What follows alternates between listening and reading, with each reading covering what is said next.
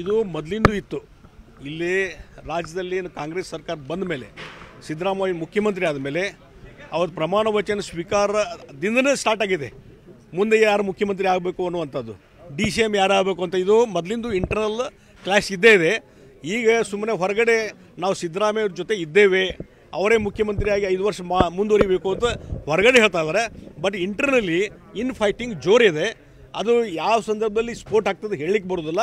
ಈಗಾಗಲೇ ಮೊದಲು ಒಬ್ಬರು ಇಬ್ಬರು ಮುಖ್ಯಮಂತ್ರಿ ಅಂತಿದ್ರು, DK ಶಿವಕುಮಾರ್ ನಾನೇ ಮುಂದಿನ ಮುಖ್ಯಮಂತ್ರಿ ಅಂತ ಹೇಳ್ತಿದ್ರು. ಈಗ ಅವ್ರ ಜೊತೆ ಇವತ್ತು 10 ಮುಖ್ಯಮಂತ್ರಿಗಳು ಹುಟ್ಕೊಂಡಿದ್ದಾರೆ. ಹೀಗಾಗಿ ಈ ಇಂಟರ್ನಲ್ ಕ್ಲಾಶ್ ಏನಿದೆಯಲ್ಲ ಇದು ಇನ್ಸ್ಟೆಬಿಲಿಟಿಗೆ ಕಾರಣ ಆಗ್ತದೆ, ರಾಜ್ಯದಲ್ಲಿ ಅಸ್ಥಿರತೆಗೆ ಕಾರಣ ಆಗ್ತದೆ. ಇವತ್ತಿನ ವ್ಯವಸ್ಥೆಯಲ್ಲಿ ಭ್ರಷ್ಟಾಚಾರ, ಮೂಢ ಹಗರಣ, ವಾಲ್ಮೀಕಿ ನಿಗಮದ ಹಗರಣ ಇದೆಲ್ಲದಿಂದ ಜನ ಬೇಸತ್ತು ಹೋಗಿದ್ದಾರೆ. ಭ್ರಷ್ಟಾಚಾರ ಮಿತಿಮೀರುತ್ತದೆ. ಇದರ ಜೊತೆಗೆ ಮುಂದೆ ಯಾರು CM ಆಗಬೇಕನ್ನುವಂಥದ್ದು ಅಧಿಕಾರದ ಕಚ್ಚಾಟ ನಡೆಯೋದಲ್ಲ, ಇದರಿಂದ ಕಾಂಗ್ರೆಸ್ ಸರ್ಕಾರ ಕೊಲ್ಯಾಪ್ಸ್ ಆಗೋದ್ರಲ್ಲಿ ಸಂಶಯ ಇಲ್ಲ ಅಂತ ನಾನು ಹೇಳ್ತೀನಿ. ಇದು ಮೊದಲಿಂದೂ ಇತ್ತು. ಇಲ್ಲಿ ರಾಜ್ಯದಲ್ಲಿ ಕಾಂಗ್ರೆಸ್ ಸರ್ಕಾರ ಬಂದ ಮೇಲೆ ಸಿದ್ದರಾಮಯ್ಯ ಮುಖ್ಯಮಂತ್ರಿ ಆದಮೇಲೆ ಅವ್ರ ಪ್ರಮಾಣ ವಚನ ಸ್ವೀಕಾರದಿಂದನೇ ಸ್ಟಾರ್ಟ್ ಆಗಿದೆ. ಮುಂದೆ ಯಾರು ಮುಖ್ಯಮಂತ್ರಿ ಆಗಬೇಕು ಅನ್ನುವಂಥದ್ದು, DCM ಯಾರು ಆಗಬೇಕು ಅಂತ ಇದು ಮೊದಲಿಂದು ಇಂಟರ್ನಲ್ ಕ್ಲಾಶ್ ಇದ್ದೇ ಇದೆ. ಈಗ ಸುಮ್ಮನೆ ಹೊರಗಡೆ ನಾವು ಸಿದ್ದರಾಮಯ್ಯ ಅವ್ರ ಜೊತೆ ಇದ್ದೇವೆ, ಅವರೇ ಮುಖ್ಯಮಂತ್ರಿಯಾಗಿ 5 ವರ್ಷ ಮುಂದುವರಿಬೇಕು ಅಂತ ಹೊರಗಡೆ ಹೇಳ್ತಾ ಇದ್ದಾರೆ. ಬಟ್ ಇಂಟರ್ನಲ್ಲಿ ಫೈಟಿಂಗ್ ಜೋರಿದೆ. ಅದು ಯಾವ ಸಂದರ್ಭದಲ್ಲಿ ಸ್ಫೋಟ ಆಗ್ತದೆ ಹೇಳಲಿಕ್ಕೆ ಬರೋದಿಲ್ಲ. ಈಗಾಗಲೇ ಮೊದಲು ಒಬ್ಬರು ಇಬ್ಬರು ಮುಖ್ಯಮಂತ್ರಿ ಅಂತಿದ್ರು, DK ಶಿವಕುಮಾರ್ ನಾನೇ ಮುಂದಿನ ಮುಖ್ಯಮಂತ್ರಿ ಅಂತ ಹೇಳ್ತಿದ್ರು. ಈಗ ಅವ್ರ ಜೊತೆ ಇವತ್ತು 10 ಮುಖ್ಯಮಂತ್ರಿಗಳು ಹುಟ್ಕೊಂಡಿದ್ದಾರೆ.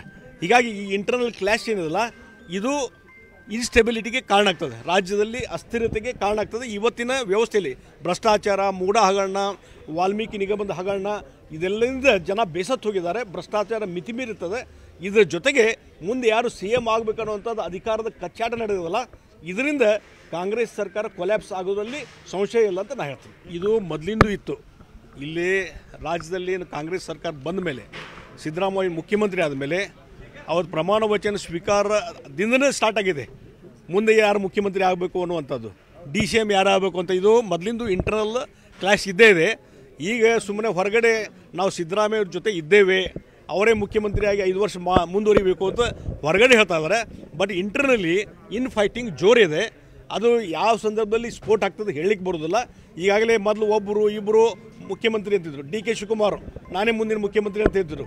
ಈಗ ಅವ್ರ ಜೊತೆ ಇವತ್ತು 10 ಮುಖ್ಯಮಂತ್ರಿಗಳು ಹುಟ್ಕೊಂಡಿದ್ದಾರೆ.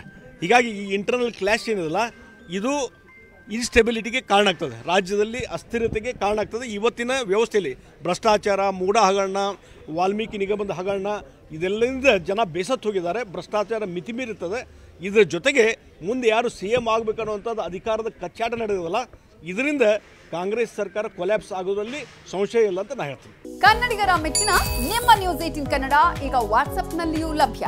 ಕರ್ನಾಟಕ ಮತ್ತು ದೇಶ ವಿದೇಶದ 360 ಡಿಗ್ರಿ ಸುದ್ದಿ ವಿವರವನ್ನ ನೀವು ನಿಮ್ಮ ಕೈ ಬೆರಳುಗಳಲ್ಲಿಯೇ ಪಡೆಯೋದಿಕ್ಕೆ ಈ QR ಕೋಡ್ ಅನ್ನು ಸ್ಕ್ಯಾನ್ ಮಾಡಿ. ನಮ್ಮ ಚಾನೆಲ್ ಅನ್ನು ಫಾಲೋ ಮಾಡಿ, ನೋಟಿಫಿಕೇಶನ್ ಆನ್ ಮಾಡಿ.